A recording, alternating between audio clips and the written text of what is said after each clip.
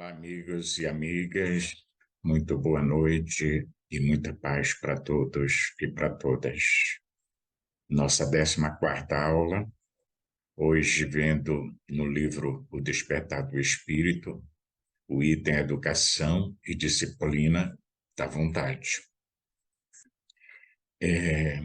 Joana começa esse item falando que a vontade é uma função diretamente vinculada ao nosso eu profundo, ao nosso self, à nossa essência espiritual, do qual decorrem as várias expressões do nosso comportamento e que nem sempre o nosso ego expressa com o devido equilíbrio que seria desejável.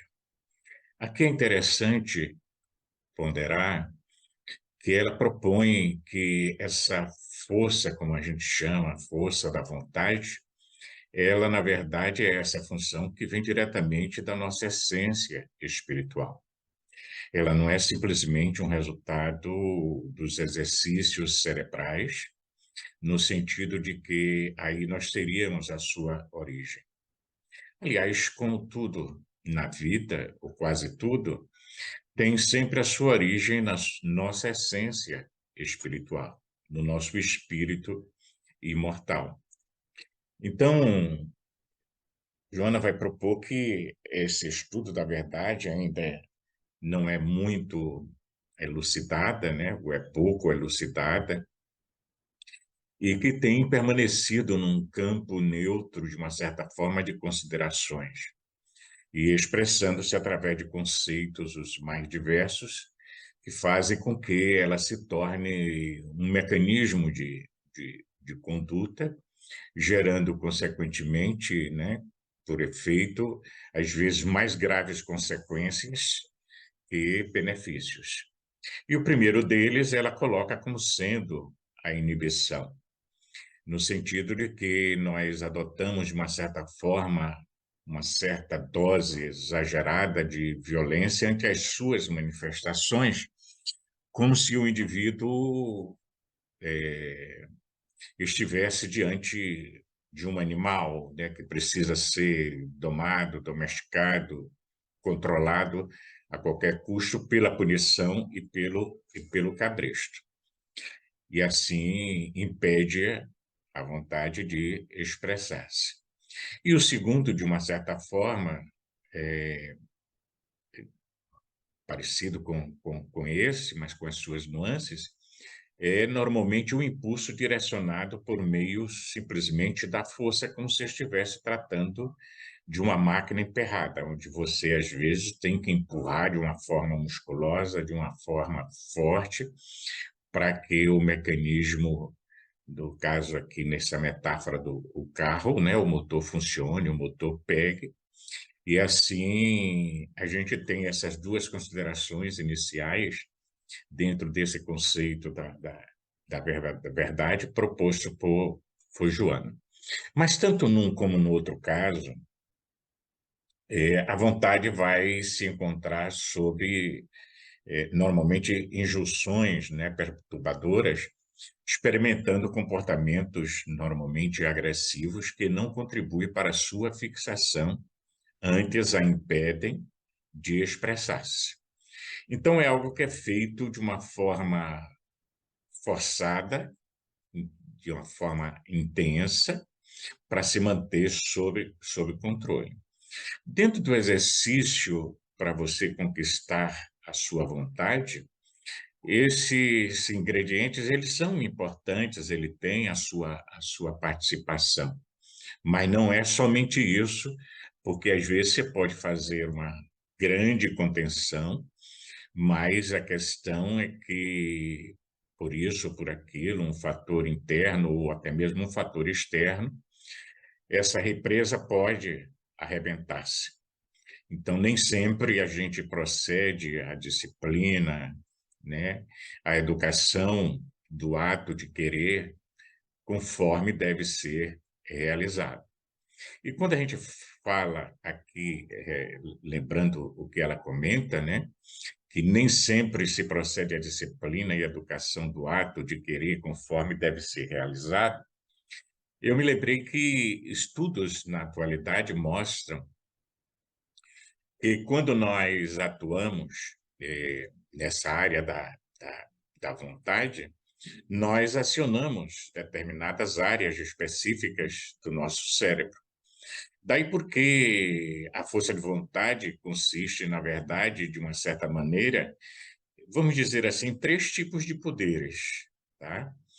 Que você resume em três frases, que é sintetizada no eu vou, eu não vou e eu quero, que nos ajudam a ter uma visão melhor, mais detalhada de nós mesmos.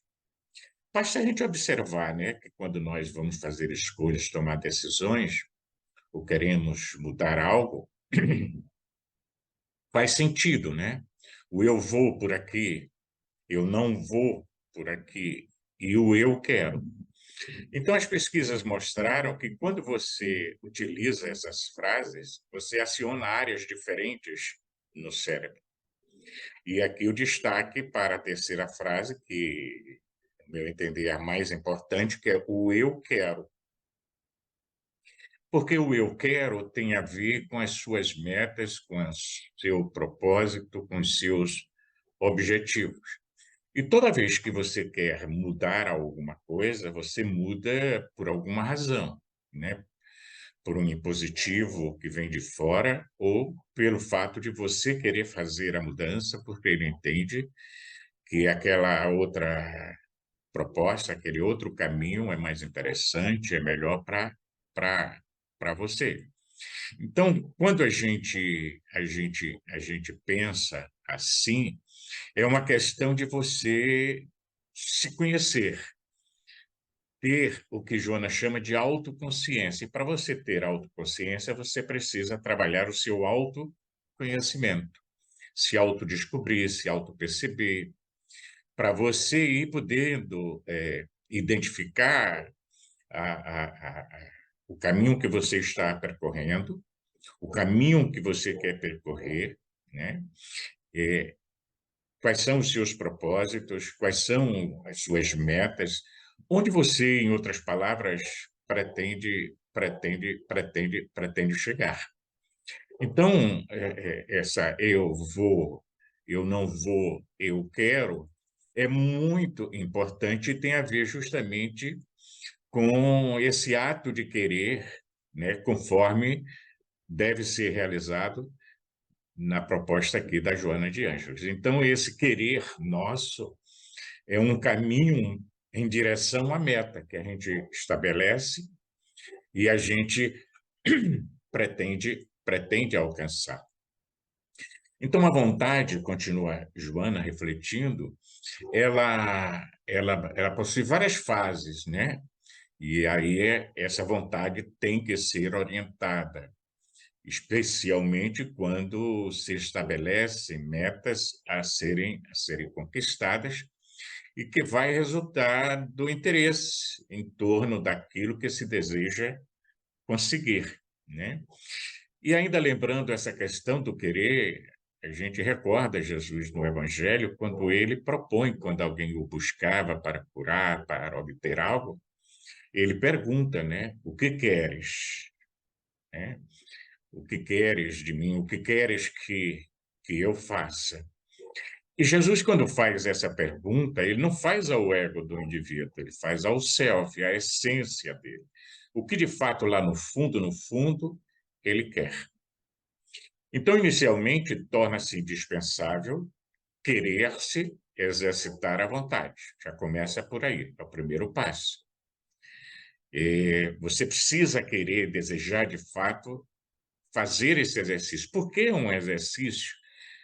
Porque é um aprendizado, né? Você vai aprender a controlar, a desenvolver a sua vontade, ao invés justamente de refugiar-se em mecanismos conflitivos, comodistas, e por meio dos quais normalmente se busca justificar, né, Tipo, ok, eu não consigo porque eu não possuo vontade suficiente para fazer isso, né? E eu não consigo porque a minha vontade é fraca. E essa questão, vontade fraca, vontade forte, é uma questão de desenvolvimento. Você pode ter um físico frágil, mas a partir do momento que você quer desenvolver o seu físico, você se inscreve numa academia, procura um nutricionista, vai controlar a alimentação, vai fazer exercícios para alcançar a meta a que você se propõe. Então, a gente vê que um ingrediente aqui importante desse exercício é a repetição. Então, sem tentativas repetidas, né, jamais você chega a lugar nenhum, porque esse desenvolvimento dessa força da vontade, digamos dessa forma, é como um embrião, né, aonde precisa de cuidados, precisa se desenvolver, precisa repetir várias vezes aquela movimentação para ir logrando êxito e alcançando níveis cada vez maiores. Então, muitas vezes, a vontade nossa, ela fica como que soterrada, né, nos escombros da preguiça mental, de Joana de Ângeles. Interessante essa colocação de estar soterrada, né, nesses escombros que normalmente a gente traduz como preguiça mental para você alcançar a meta, o objetivo e assim por diante. Então, considerando-se como elementos essenciais para esse desenvolvimento do ato volitivo ou da vontade, né, alguns fatores são essenciais, como o desejo real de querer, repetimos. Segundo, a persistência na execução do programa estabelecido, né, em direção ao objetivo que você pretende alcançar. Então, você precisa, de fato, querer e precisa persistir. E aí a gente lembra, mais uma vez, o Evangelho, quando afirma, né, que aquele que persistir até o fim será salvo. Vamos entender salvo aqui como que liberto. Você consegue aquilo a que se propõe. Então, toda experiência educacional na vida, ela experimenta uma transição. E, normalmente, nesse curso, passados, às vezes, os primeiros tentames, né, que normalmente é cheio de êxito, os resultados parecem experimentar um retrocesso. E aí é o momento que a gente tem que ter cuidado, porque surge a erva daninha do desânimo, né? Então, que é uma fase, desculpe, natural do processo, isso vai acontecer. Daí a importância da persistência.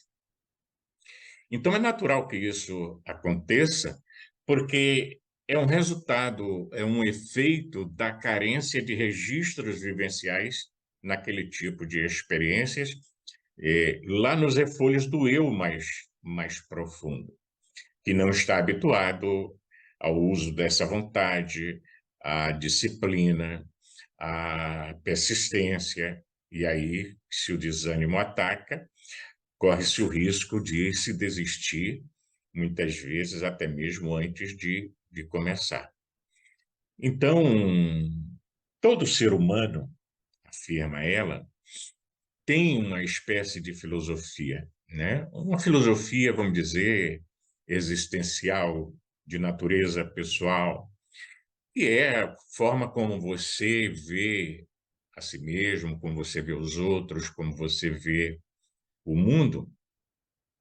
E em função dessa filosofia pessoal, a gente, de uma certa forma, estabelece aí normas de comportamentos, e sem os quais, é lógico, o nosso trânsito psicológico pela vida vai se operar de uma forma totalmente anômala, quando não de forma patológica.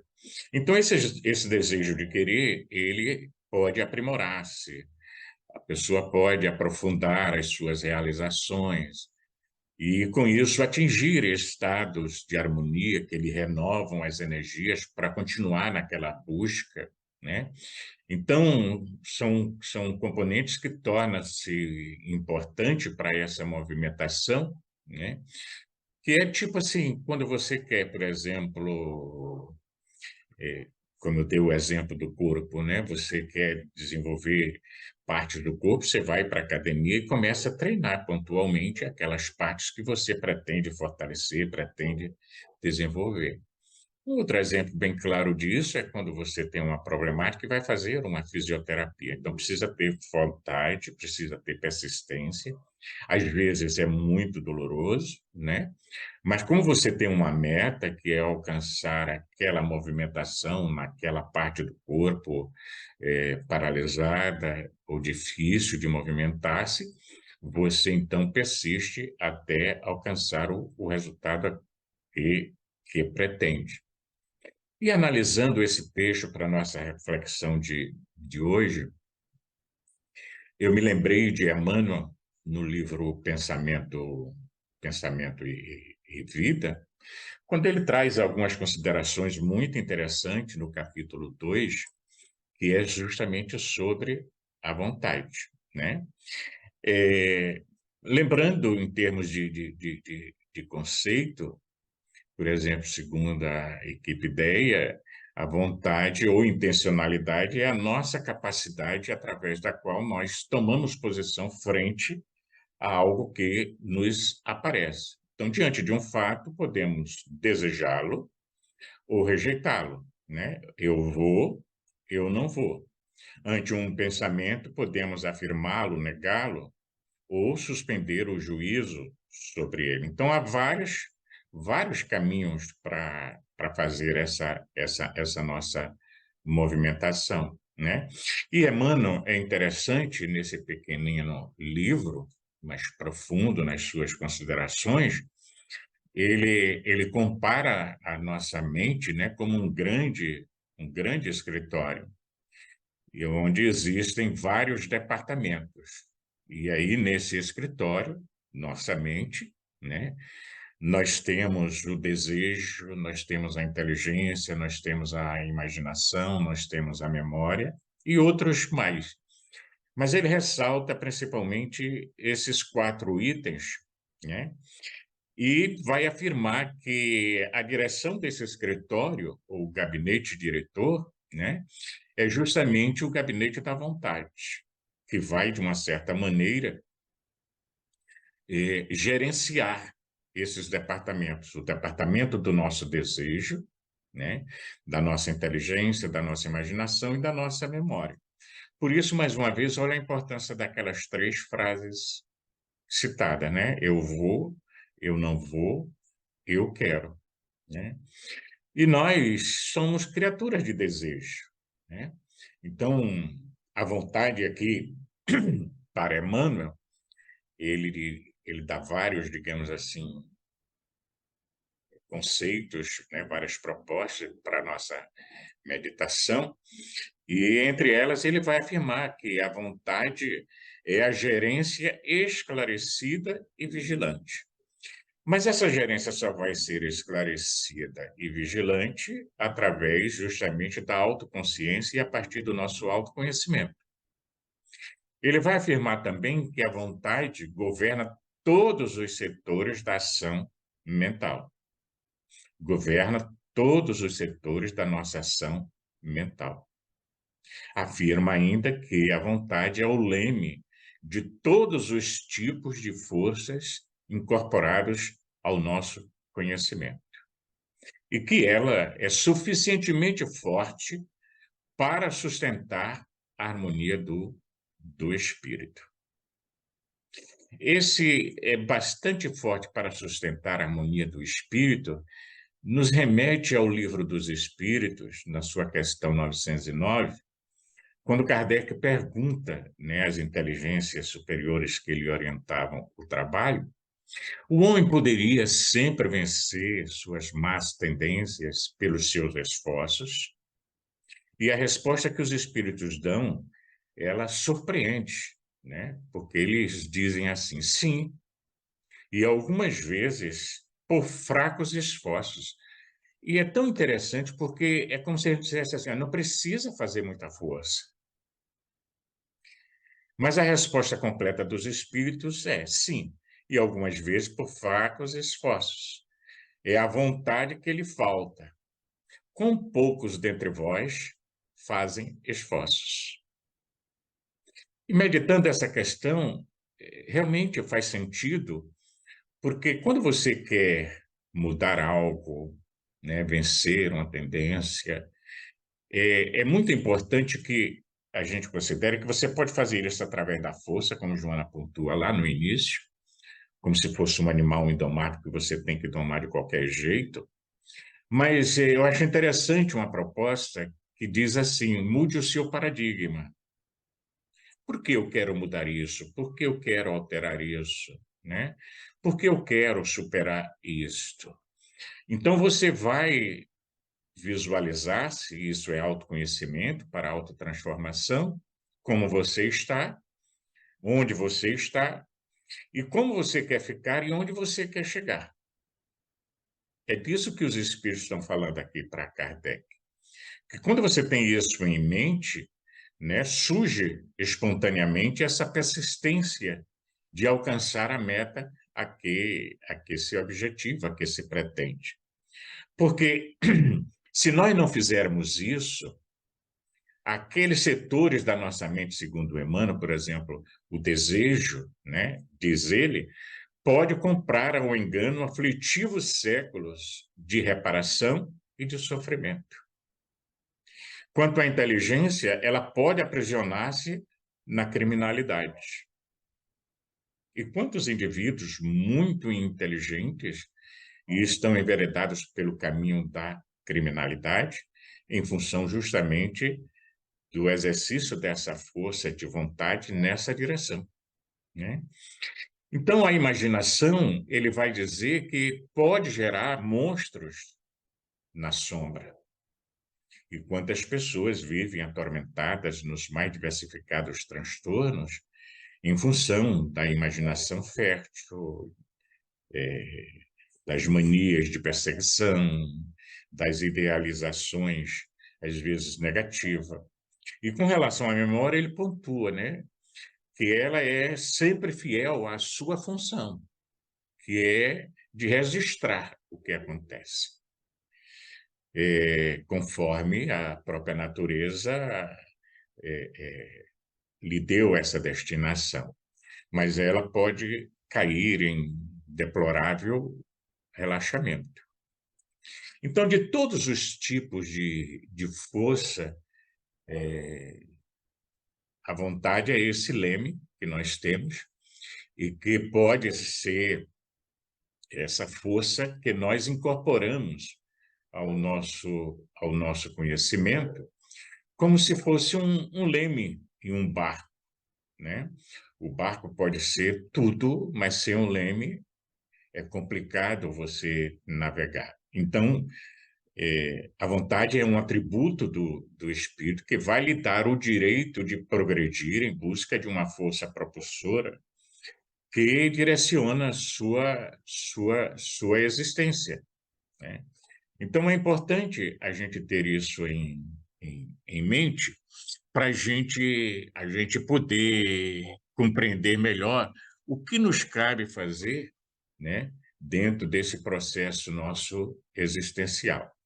Então, o objetivo na vida que nós tenhamos, ele é de um significado essencial para esse exercício da vontade. E desde, é lógico, né, cabe aqui ponderar que seja uma meta alcançável, porque não adianta você colocar uma meta irrealizável, né, que esteja dentro dos limites das suas capacidades intelectuais, emocionais, mentais, né, físicas, porque é isso que vai impulsionar esse candidato à força de vontade ao encontro do êxito a que se propõe. Então, a existência humana, afirma Joana, ela é rica, é muito rica de objetivos e metas, e que variam conforme o estágio de consciência, né, de evolução em que cada um se encontra, ou através de vertentes que encaminham para interesses menos significativos, que também são desafiadores. Então, veja, é uma força que pode ser direcionada para o caminho do progresso ou da estagnação, para o bem ou para o mal. Então, as metas de uma existência, elas são muito variadas, variáveis, né? Conforme o momento que a gente vivencia, conforme a nossa necessidade do momento evolutivo em que a gente se encontra. Por isso, nós somos seres que estamos sempre buscando, após alcançar um desafio, buscar outro e assim por diante, né? Porque somos seres em processo de aprendizagem, de evolução. Mas a seleção daquela meta mais adequada para o momento, ela é muito relevante, ela é importante que a gente saiba definir bem qual será essa meta, né, para que isso tenha um significado profundo, forte para a gente.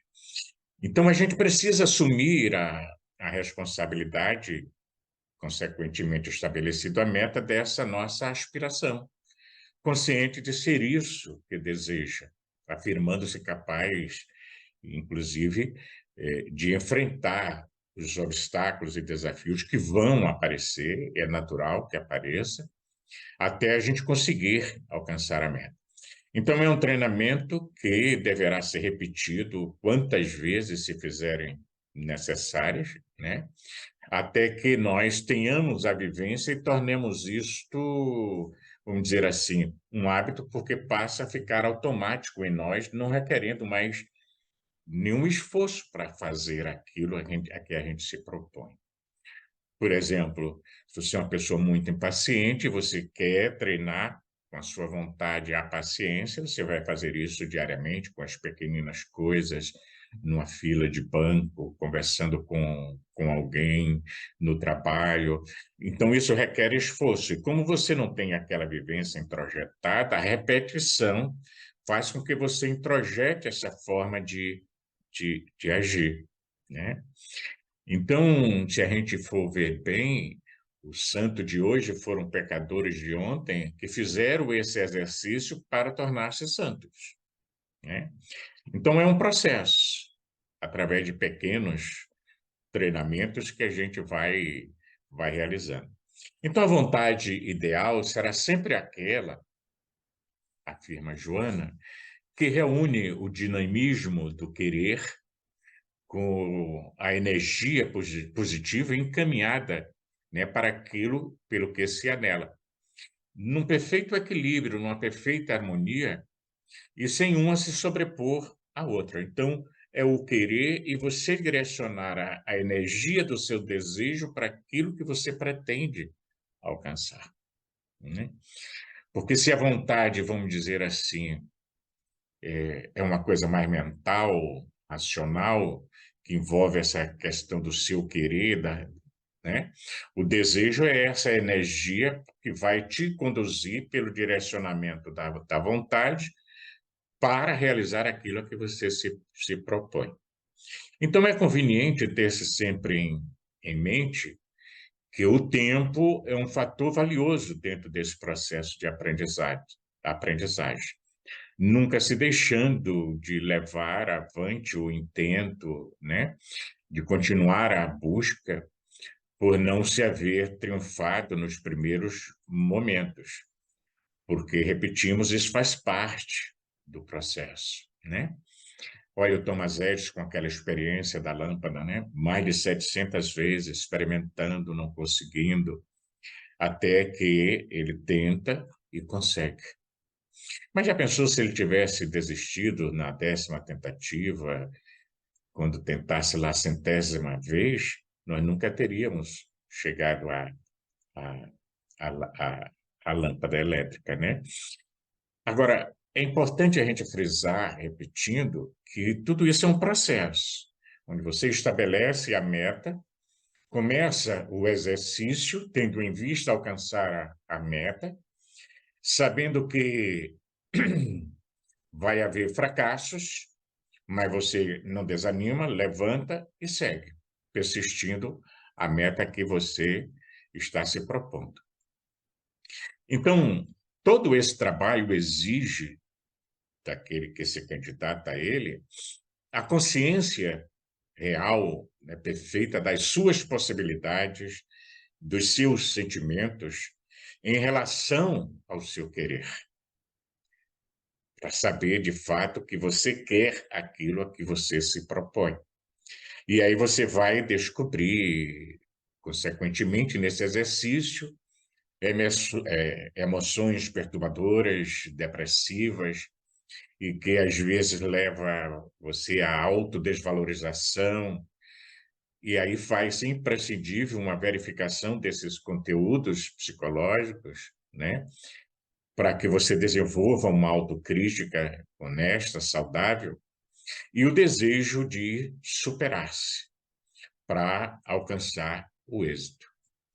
E aí ela vai dar algumas dicas interessantes, né, além dessas que nós já vimos aqui, mas algumas dicas assim, de ordem mais prática, né?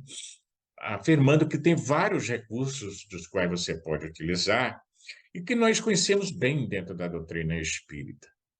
Aí ela vai citar, né, as leituras edificantes, né, para que a gente mude o nosso quadro mental, a gente melhore a nossa elevação de vibrações, saindo, né, da faixa mais dos pensamentos negativos para os pensamentos positivos, otimistas, né, a fim de que essas leituras possam, consequentemente, fortalecer o nosso ânimo. Uma outra proposta dela, além da leitura, é a oração, né, que é aquela parada, né, como vimos lá no início, aquele momento de solitude para você conversar com Deus, ouvir Deus, e aí aurir as forças necessárias para se auto-superar, porque a oração eleva, né, o nosso padrão mental, eleva o padrão dos nossos sentimentos e nos propicia vibrações harmônicas de autoconfiança e nos faz sintonizar com outras mentes dentro da mesma proposta, fortalecendo cada vez mais essa nossa autoconfiança de chegar onde a gente pretende. Um outro recurso interessante que ela propõe é o da meditação, né, que vai harmonizar as emoções, harmonizar os pensamentos, né, eh, acalmar as sensações corporais, né. Um quarto item que ela propõe nesse exercício é o serviço fraternal, né, direcionado em favor de outras pessoas e que produz resultados estimulantes para a execução do programa no qual você está empenhado, onde a Casa Espírita oferece várias opções para isto, né?